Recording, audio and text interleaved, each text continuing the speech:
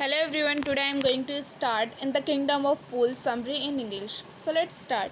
In the Kingdom of Fools is an interesting story of a kingdom run by a foolish king.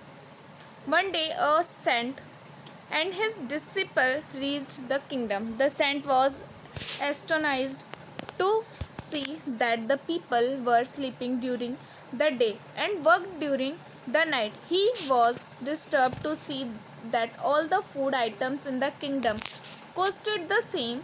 One Dudu, he analyzed that he was a kingdom of fools and ordered his disciple to leave the place. The disciple did not leave with his guru as he was lured by the abundance of cheap food.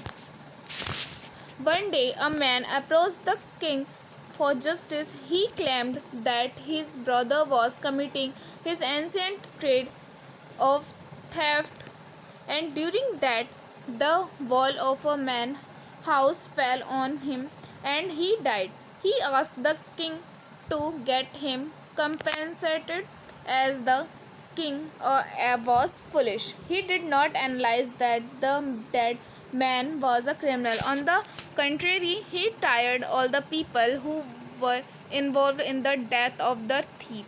The rich merchant who was the owner of the house whose wall had broken, the man who had built the wall, the dancing girl due to whom the builder had built a weak wall, and the goldsmith because of whom the dancing girl had to move around in the street that day.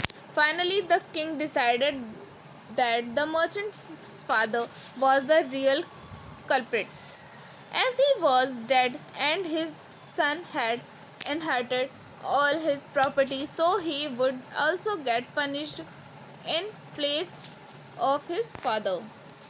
Another turn of events take place when the minister feels that the merchant is too thin to be killed by the stake.